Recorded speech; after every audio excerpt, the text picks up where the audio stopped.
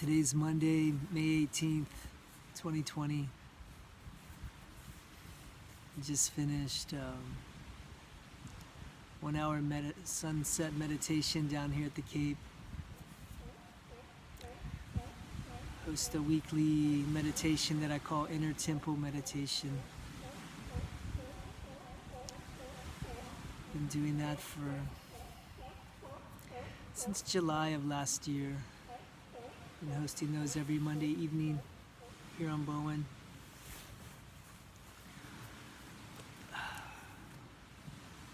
Meditation's probably always been kind of a sporadic thing that I've dabbled in throughout my life in the last decade or so, 10 or 15 years. Something I really appreciate and value. And I've always wanted to have a more regular practice with it. And when I moved here to Bowen, I was going through a really rough time. And man, I needed the meditation more than ever in my life. And started hosting these weekly meditations, and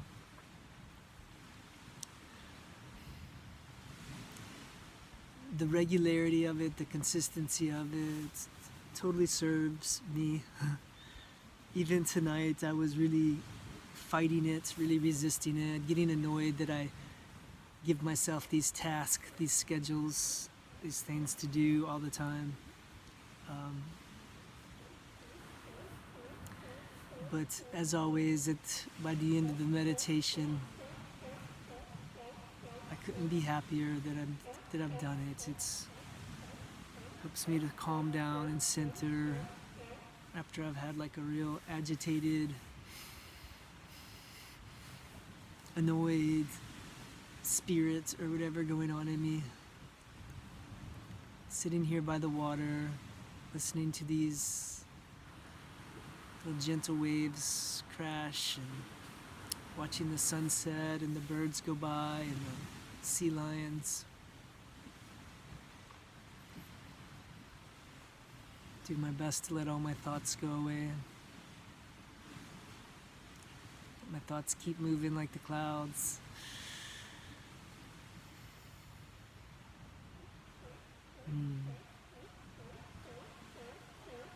It does me a lot of good. I believe in it. I opened the evening this night with just speaking to the fact that it's the thing I feel the best about offering. Like with all the different teachings that have come into my life, the thing that I feel the most pure or solid about sharing with other people is meditation. Like, I believe the most powerful thing we can all do is access that inner channel. Just to get quiet enough and still enough to start to open up that divine inner channel between us and Source. Try to feel it. Try to be present with that. The more we connect with that, the more we start to come online with our true divinity, with our true whole selves. And then then there's no teaching coming from me or anybody else. It's just us getting in touch with our truth. And I feel like that was maybe the most powerful thing I could help offer to other people, is to share that with them and hold the space for them to practice that while I'm practicing that. And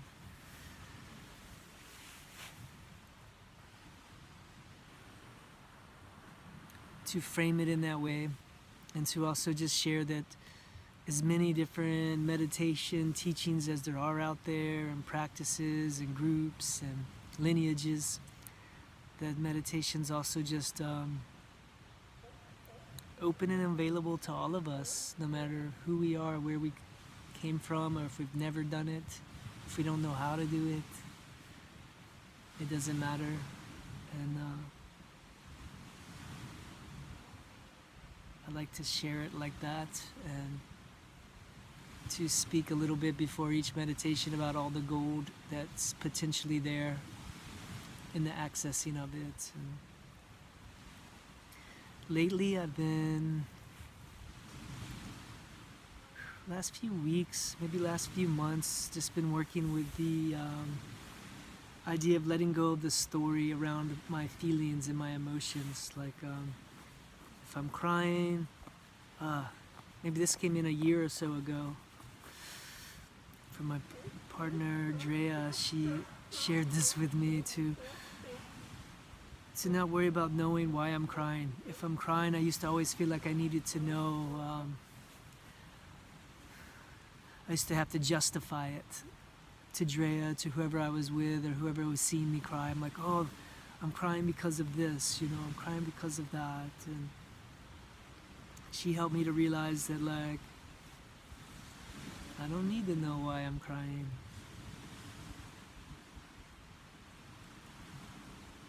That feeling's coming up, I can just let it move through me. And I don't need to know why.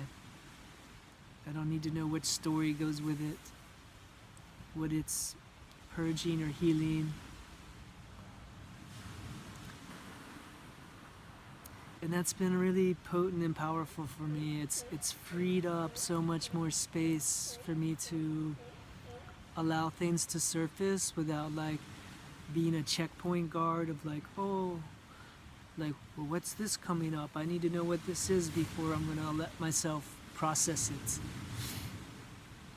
And now I can just let things come up and surface as they need to. And excuse me.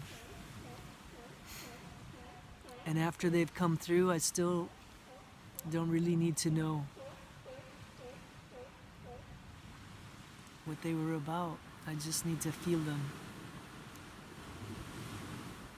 And that's been powerful for me in the last, maybe that got shared with me a couple years ago or something, but I speak about it now even in the meditations, that we got their busy minds thinking all kinds of crazy thoughts the whole time, and to not get too caught up on thinking or get caught up on the thoughts coming up, but just to keep breathing and letting the thoughts go. But any feelings that come up, I encourage everyone to stay with the feelings and breathe into them. Stay present with them. I feel like we're often so busy in our lives, we don't have time for a lot of these feelings that come up. But especially around meditation, especially during meditation, which is why I think a lot of us avoid meditating, because we know if we sit still for long enough, all kinds of stuff will come up. But I encourage people to stay present with whatever feelings are coming up, breathe into them, whatever thoughts come up around that, whatever stories, to, like, let those go. And that's been a powerful practice for me, and it's what I work with in my meditation still, is like, try not to engage my thoughts too much, or to try not to get into a dialogue with them, or, oh yeah, I need to remember that, or, oh, that's interesting. I try to just notice them, let them go. Feelings that come up, I try to my best to stay present with them. But then even when I'm not meditating, I've been, I've been working with that more and more, of just letting whatever's surfacing in my life. Like last night, yesterday's recording, I spoke to the hard day I was having. And even after the recording last night, some more rough stuff surfaced for me. Some old stuff surfaced. Some old sadness surfaced. Had a really deep, strong cry later that evening last night, even after my recording.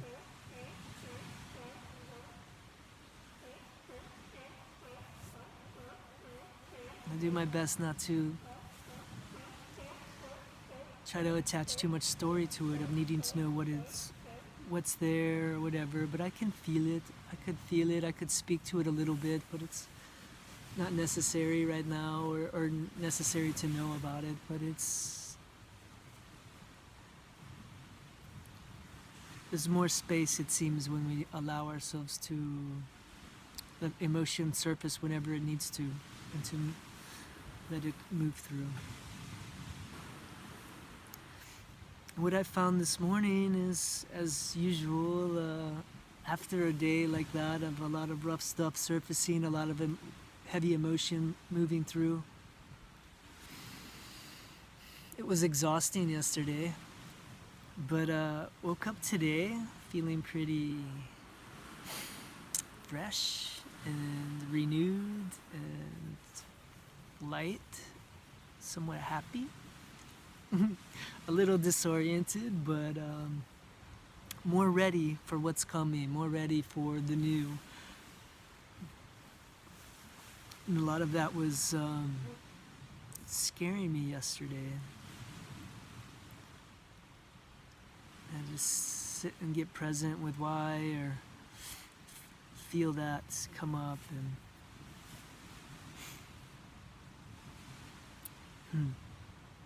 Becky took really good care of me and cooked me dinner and made me food all day while I was freaking out and having meltdowns and crisis and jumping out of my body and paralyzed on the couch.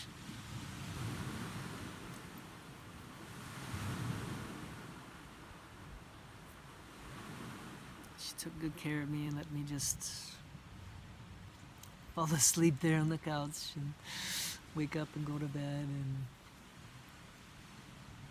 And yeah, I guess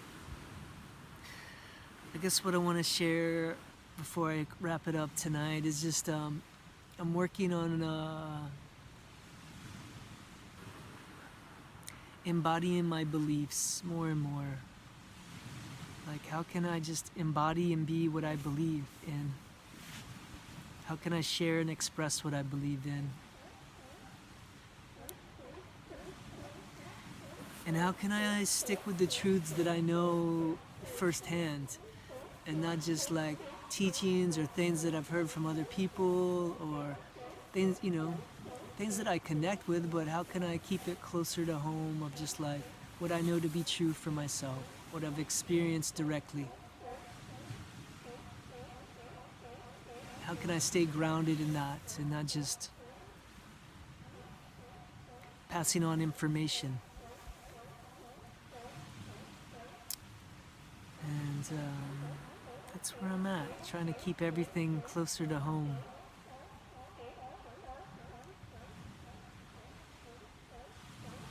Closer to my body, closer to me,